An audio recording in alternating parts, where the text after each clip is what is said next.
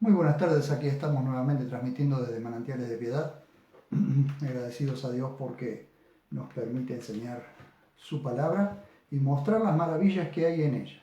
Hoy tenemos un pasaje del libro de Proverbios que voy a tratar de hacer una explicación más profunda de lo que uno puede ver eh, para no torcer las escrituras, es decir, para que se pueda entender en el contexto en que está escrito, en qué tiempo y cómo puede afectar muchas veces y cómo ha afectado, ¿no? El malinterpretar la escritura por no entender los tiempos en que está escrito.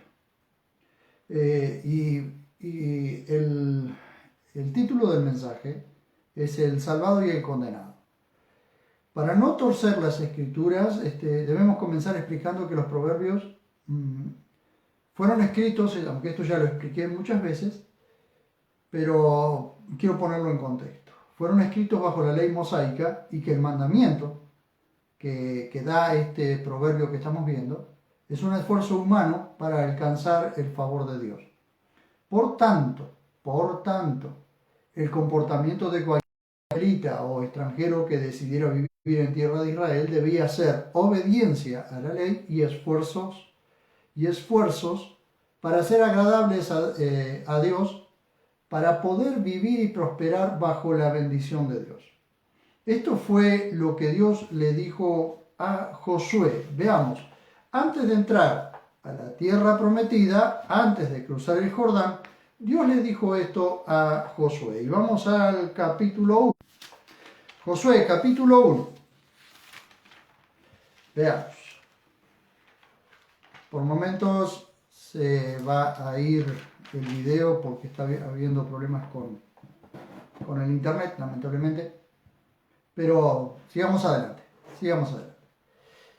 Josué, vamos a ver. Josué, capítulo 1. Y vamos a ver lo que nos dice desde el verso 6 al verso 9.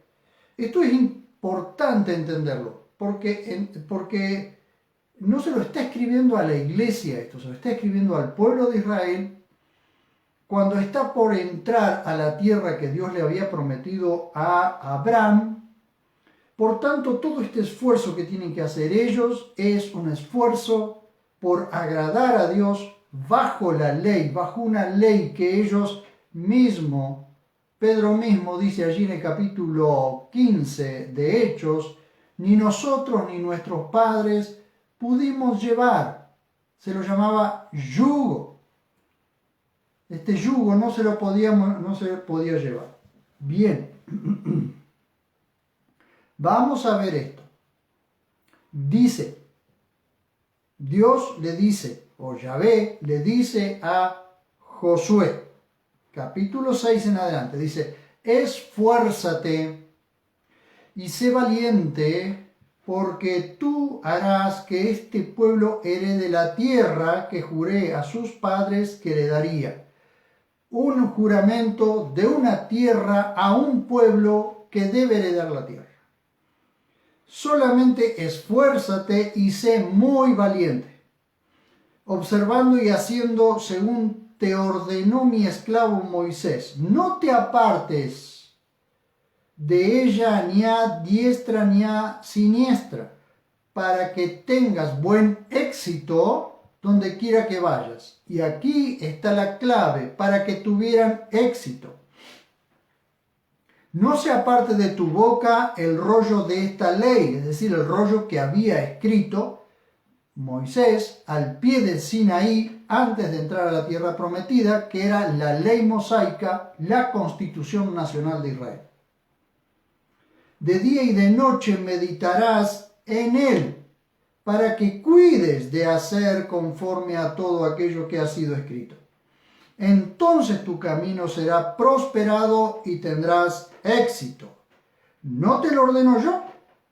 Esfuérzate y sé valiente, no te acobardes ni desmayes, porque Yahvé, tu Dios, está contigo doquiera que vayas.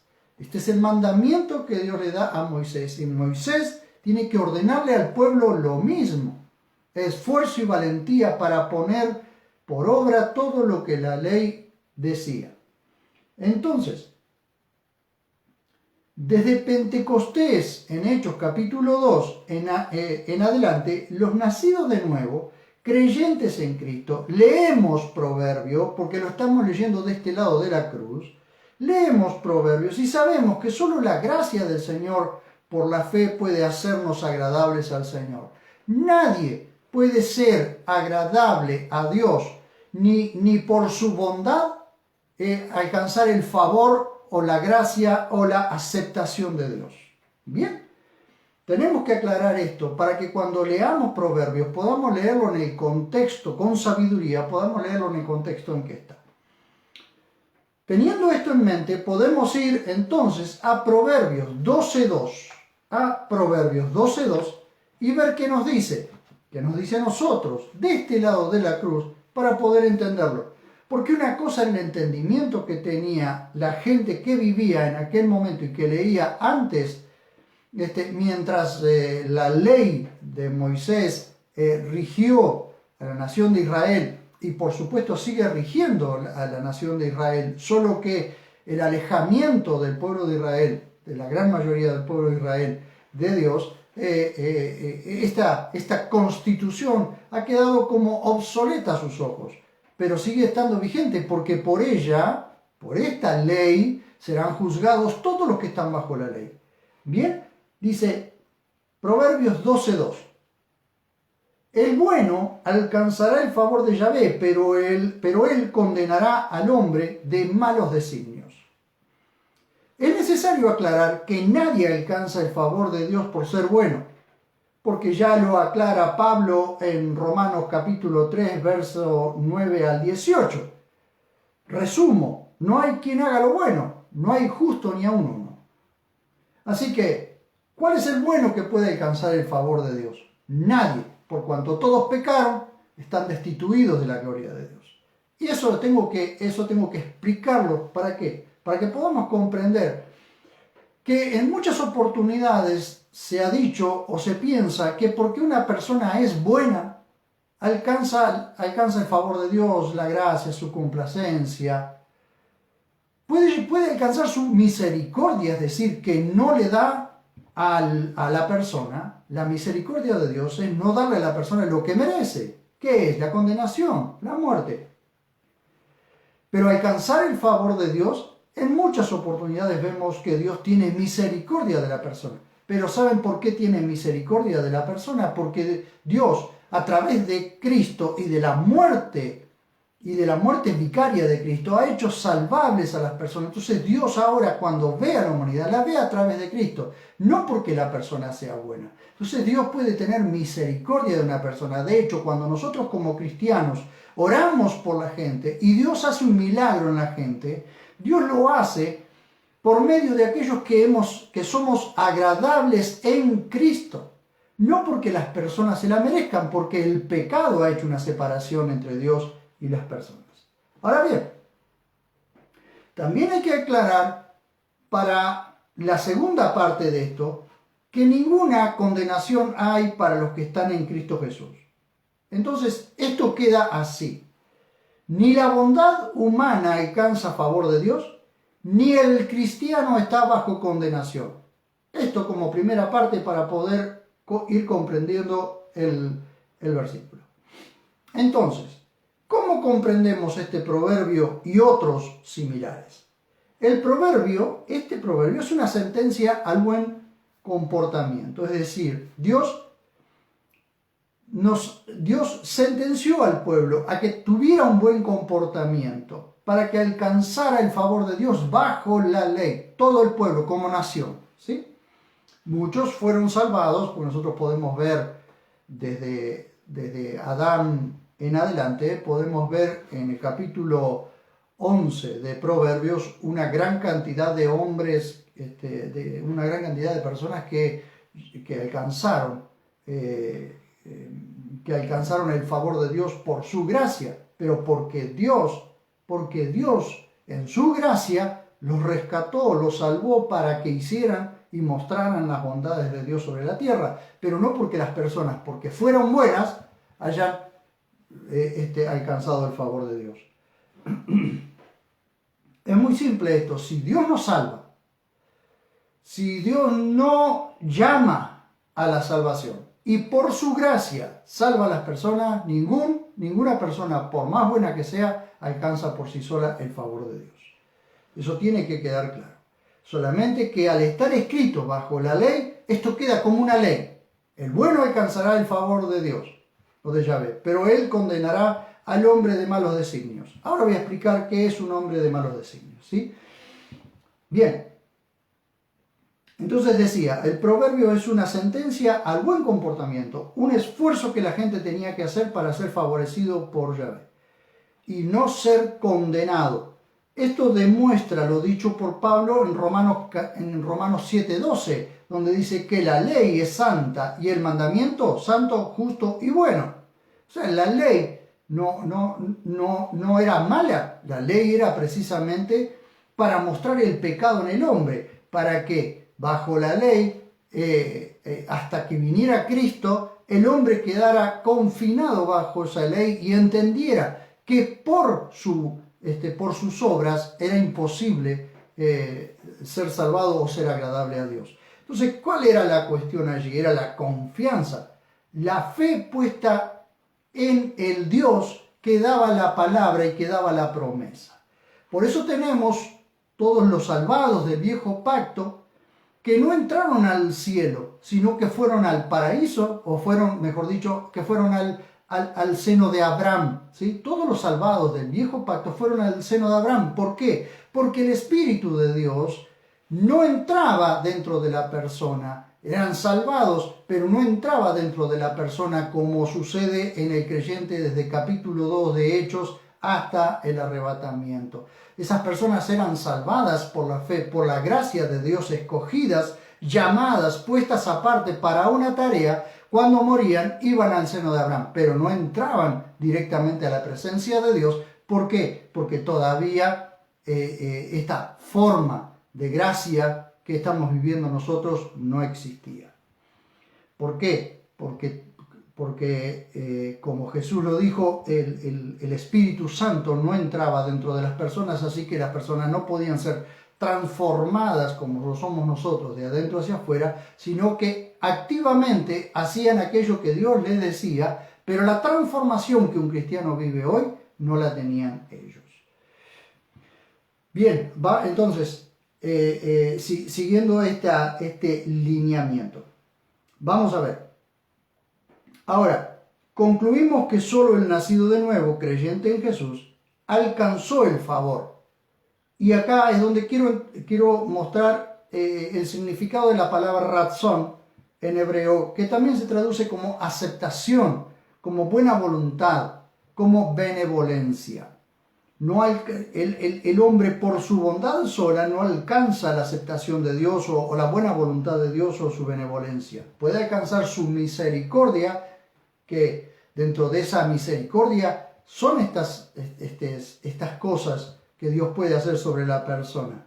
Pero no es lo mismo la misericordia, que es ira retenida, que es que Dios no le da a la persona o no le paga a la persona conforme a su obra, que alcanzar el favor de Dios, ¿sí? Ahora, de Dios, es decir, el favor de Dios por medio de Cristo, no cualquiera por ser bueno alcanza la aceptación de Dios. Solo aquellos que son aceptos por gracia en Cristo. Para explicar la segunda parte de este proverbio, ¿cuál es la segunda parte? Pero él condenará al hombre de malos designios. Vamos a ver otro término hebreo allí. El término hebreo para malos designios es mesimma o mesimaj, ¿sí? Que describe al ser humano esencialmente malo, de corazón perverso, que no ha sido regenerado por la gracia de Dios. Esta clase de ser humano ya está bajo condenación por estar sin Cristo. Y esto lo dice Juan en su capítulo 3. El Evangelio según Juan capítulo 3. Miren, vamos a leer el verso 18 y el verso 36. Es muy claro esto, para que no queden dudas. 18 y 36. 3, 18 y 36. Dice, Se me perdió Juan. Se me fue Juan. Juan 3, dice. 18. Juan 3, 18. Dice. El que cree en él no es juzgado, pero el que no cree ya ha sido juzgado, porque no ha creído en el nombre del unigénito Hijo de Dios. Vamos al 36. Dice, el que cree en el Hijo tiene vida eterna, pero el que desobedece al Hijo no verá la vida, sino que la ira de Dios permanece en él. No es que viene sobre él, permanece en él. Ya hemos visto nosotros allí en un proverbio, no sé si recuerdan, que la ira de Dios está como, o sea, la maldición de Yahvé gravita sobre la casa del impío. Es como si la casa del impío fuese un imán que constantemente está llamando o permitiendo que la ira de Dios gravite, como cuando un cuerpo celeste gravita sobre otro por esa atracción que hay. Entonces dice, la maldición de Yahvé gravita o atrae o es atraída por la casa del impío, al paso que bendice la morada de los justos. ¿Se dan cuenta? La casa del impío ya está bajo la ira. No va a estar, no estuvo, está constantemente bajo la ira de Dios. Lo que hizo Dios a través de Cristo fue que su ira se descargara en su Hijo. Entonces, Él hizo salvables ahora aún hasta sus enemigos. Pero eso no significa que toda la humanidad o que todos los seres humanos van a ser salvos o salvados, sino que aquellos a quienes su soberanía decide salvar, Él salvará. Ahora bien, entonces vimos que esto de malos designios, que el hombre de malos designios es el ser humano esencialmente malo, que no ha sido transformado. Esa clase de ser humano ya está bajo la condenación sin Cristo, y lo hemos leído en el capítulo 3 de Juan. Ahora, hilvanemos este proverbio, e inclusive mayormente la segunda parte, con el capítulo 6, versos 16 a 19. Dice, 6 cosas aborrece Yahvé y aún 7 abomina su alma. Ojos altivos, lengua mentirosa, manos que derraman sangre inocente, corazón que maquina planes perversos, pies presurosos para correr al mal, testigo falso que habla mentiras y el que enciende rencilla entre sus hermanos. 6 cosas de las muchas, pero estas son las que describe a hombres, o estos proverbios describen a hombres de malos designios, que de por sí de su corazón salen las malas cosas o las malas acciones. Bien, vamos al 14:22 para seguir comprendiendo un poquito más este proverbio. 14:22 dice, ¿no yerran los que piensan mal? Pero misericordia y verdad quienes meditan en el bien. Pero misericordia y verdad quienes meditan en el bien. Es decir, no erran, ¿no? Ahora bien, vamos a esto. La sabiduría alcanza, o la sabiduría alza su voz en Proverbios 8, 32 al 36, y sabemos hoy que la sabiduría de Dios es Cristo.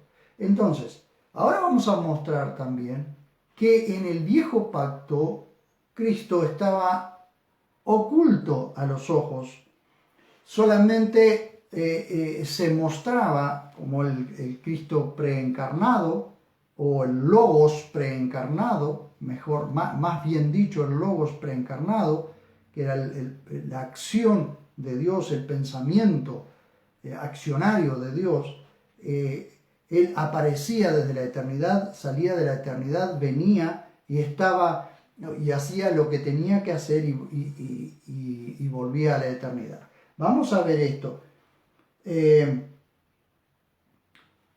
el capítulo 8, verso 32 al 36, vamos a ver a la sabiduría hablándole a la persona, hablándole a las personas. Dice 32 al 36, ahora pues, hijos, oídme, cuán bienaventurados son los que guardan mis caminos. Esto está diciéndolo la sabiduría. Y hoy entendemos, por lo que dice Pablo, que la sabiduría de Dios es Cristo.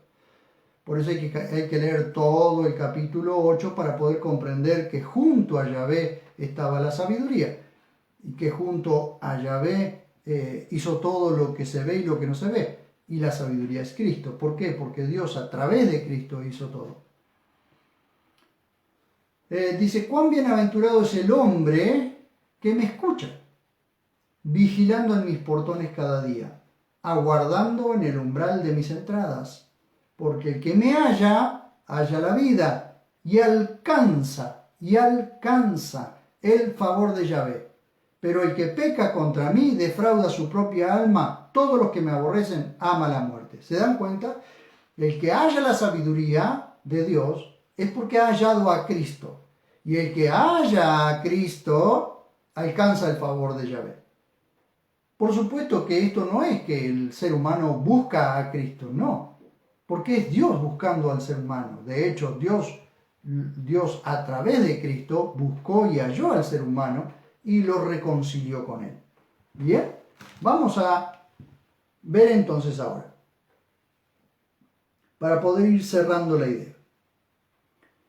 Por tanto, en el viejo pacto, Cristo estaba oculto, y esto lo podemos ver en Isaías capítulo 7, verso 14, en Isaías capítulo 9, verso 6, y en Miqueas 5:2.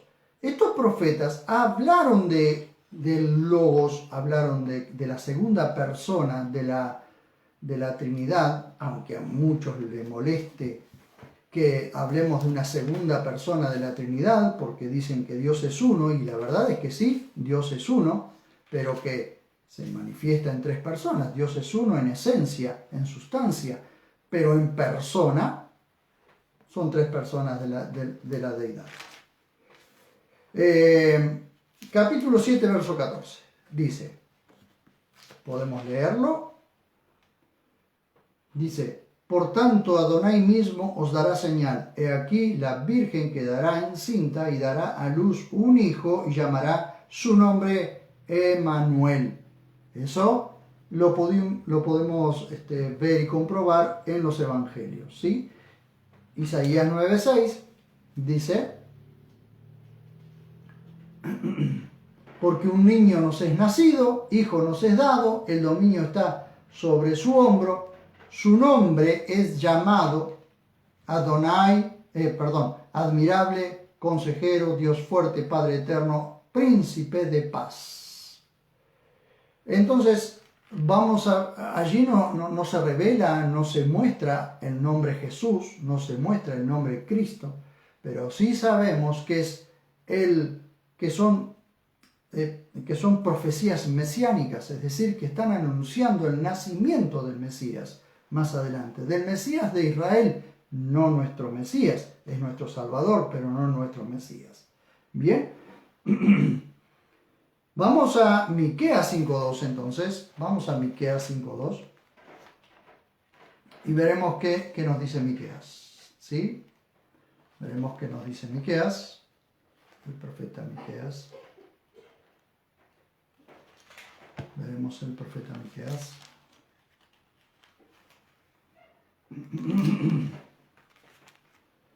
Bien.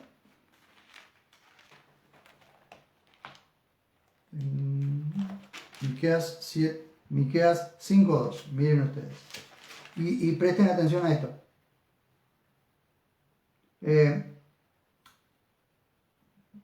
Pero tú, Betlehem, o Belén, comúnmente dicho, casa de Efrata,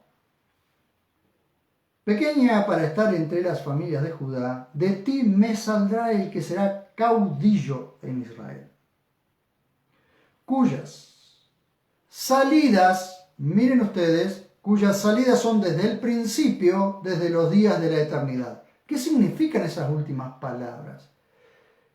Que aunque luego el Logos se hizo carne, como lo dice Juan y lo vamos a leer después, antes de que el Logos se hiciera carne, Él salía de la eternidad, entraba en el tiempo y en el espacio y hacía las obras que tenía que hacer. Por ejemplo, sacar a Israel de Egipto. Dice, ustedes pueden leerlo en el libro de Judas, que Jesús fue quien sacó a Israel de la esclavitud de Egipto y que lo acompañó por el desierto y que la roca que golpeó, que primero tocó y luego la golpeó Moisés, era Cristo. Lo dice Pablo en su carta a los Corintios. Era Cristo. Era el Logos encarnado, a quien nosotros conocemos como el Cristo de Dios, el Mesías, ¿sí?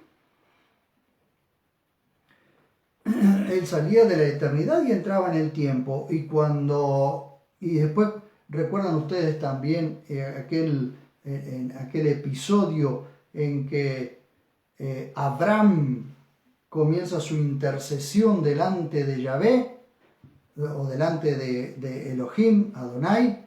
Bien, esa persona que estaba delante de él no era otro más que el Cristo encarnado, el Logos preencarnado. Y miren ustedes, esta es la promesa de aquel que habría de venir, pero Cristo estaba oculto. Ahora bien, vamos a Juan 1:14 y vamos a ver allí lo que nos dice. Estos son pasajes que es necesario leerlos y no pasarlos por encima. ¿Por qué? Porque son esenciales para poder diferenciar un tiempo de otro. 1:14 dice, y el Logos se hizo carne y tabernaculizó entre nosotros. Esto lo dice el apóstol Juan, que lo vio, y contemplamos su gloria. Contemplar, ¿saben qué maravilloso es esto de contemplar? ¿Por qué? Porque contemplar es la palabra teatro, viene de la palabra teatro, es decir, de algo que uno lo ve y se despliega delante de nuestros ojos y uno se queda mirando y observando hasta que termina toda la obra. Entonces dice, y contemplamos su gloria, gloria como del unigénito del Padre, lleno de gracia y de verdad, lleno de gracia y de verdad. La gracia y la verdad del Padre estaba en su Hijo.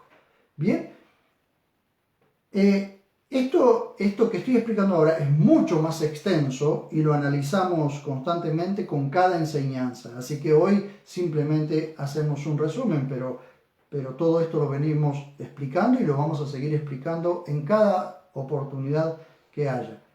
Pero podemos concluir que los que alcanzan el favor de Dios son los creyentes en su Hijo y que los que rechazan a su Hijo ya están condenados. Si no lo explicamos así, las sectas y religiones creen que se ganan el cielo por sus obras. Miren ustedes, sin necesidad del Salvador. Por eso es por lo que en este momento vamos rumbo a una sola religión unida por el ecumenismo religioso. Llega el tiempo, o llegará el tiempo, en que todas las religiones que están sobre la tierra, dejando de lado, teniendo a la figura de Dios como algo abstracto, algo que no interviene en las cuestiones humanas, dejarán de lado al Hijo, sabiendo, lo pondrán de lado, la religión se convertirá en solamente algo nominal. Entonces todas las religiones del mundo se van a unir en una sola religión, esperando o hasta que llegue el tiempo en que habrá una sola persona a la que se le rendirá culto, que es el anticristo. Entonces, ¿eso por qué sucede? Porque se deja de lado al Salvador. El bueno alcanza el favor de Yahvé. Entonces, como toda la humanidad cree que es buena, alcanza el favor de Dios. Por eso todos dicen, o la gran mayoría dice, Dios es amor, Dios es amor. Sí, claro, Dios es amor y también es fuego consumidor. También Dios es amor, pero Dios es justicia. Si Dios fuera solamente amor y su santidad no requiriera justicia, ¿para qué habría enviado a su Hijo a la cruz? Entonces el bueno nunca va a alcanzar el favor de Yahvé por el solo hecho de ser bueno. Y el hombre de malos designios ya está condenado si no se arrepiente. Entonces, ¿el bueno alcanzará el favor de Yahvé? Sí, el bueno que ha confiado en Jesús como su único y suficiente Salvador. ¿Y él condenará al hombre de malos designios? Sí, el hombre de malos designios ya está condenado por su pecado. Que si ese hombre de malos designios es salvado y reconoce a Cristo como su Salvador, deja de ser un hombre esencialmente de malos designios, porque su corazón es transformado. Entonces aquí hay una gran cuestión que se debe entender en todo su contexto. Este versículo solo así, aislado, da para que se piense cualquier cosa. Pero sin embargo, cuando lo colocamos en todo el contexto de los versículos anteriores y posteriores que venimos leyendo, lo vamos a ver de otra manera. Y los creyentes lo vamos a ver de otra manera. Porque ahora podemos ver que si caminamos en el centro de la voluntad de Dios, alcanzamos el favor de Dios. Es decir, aquellas cosas que nos son necesarias para seguir caminando en el favor de Dios. Y que nuestras malas acciones, por causa de estar todavía batallando con nuestra vieja naturaleza, con nuestra carne, somos como los que estamos a expensas de disciplina, pero no de condenación. Porque ninguna condenación hay para los que están en Cristo Jesús, para los que están encristados, para los que están con Cristo en Dios. Ninguna condenación hay. Entonces, sigamos adelante con esta lectura y esta enseñanza del libro de Proverbios y vamos viendo con claridad cómo delante de nuestros ojos se van abriendo nuevos panoramas. Que una cosa era lo escrito bajo la ley en el viejo pacto y otra cosa es mirarlo desde aquí a aquello que estaba escrito en la antigüedad. Hoy nosotros lo podemos ver de una manera completamente diferente a cómo lo veían los antiguos. Aquellos que estaban bajo este requerimiento de alcanzar el favor de Yahvé por su bondad. Y que aquel hombre de malos designios tenía que saber que ya estaba condenado. Ahora, fíjense ustedes cuál es la diferencia. Y comparen esto de esta forma. Aquellos que vivían en ese momento y que siguen estando bajo la ley, están viendo las cosas de manera muy diferente a como la vemos nosotros. Es como aquellos que miramos el Apocalipsis como algo que va a suceder y que nosotros lo estamos viendo como algo escatológico, algo que va a suceder mucho más adelante y que nosotros hoy no tenemos todo el entendimiento de Apocalipsis. Pero ¿quiénes son los que lo van a entender plenamente y lo van a vivir? Los que estén viviendo en aquel momento. ¿Se dan cuenta cómo hace la diferencia los tiempos y la gente que esté viviendo el tiempo en que fue escrito esto? Eso hace la diferencia. Muy bien, hasta aquí quiero llegar y quiero orar para que Dios nos siga dando un entendimiento más profundo sobre las Escrituras. ¿Y saben qué? Un entendimiento más profundo sobre los tiempos en los que Dios ha escrito cada cosa. Pueden acusarnos de dispensacionalista, pero si no vemos las Escrituras de esta forma, vamos a hacer un cóctel, una mezcla de cosas que realmente no va a ser posible entender nada. Estamos escuchando supuestos maestros que meten en una coctelera toda la Escritura y luego hacen una mezcla que no se entiende. Y ¿saben qué? Dios ha condenado las mezclas. Dios en su palabra dice no mezclarás lino con lana, por ejemplo, porque son dos productos para dos tiempos diferentes, uno para verano, otro para invierno. No mezclarás semillas. ¿Para qué? Porque eso es una manipulación genética, que esto se está viendo hoy. Así que no hagamos mezclas. No mezclemos Israel y la iglesia. No mezclemos la ley con la gracia. No mezclemos las cosas. Las cosas son puras para los puros, mas para los impuros son impuras.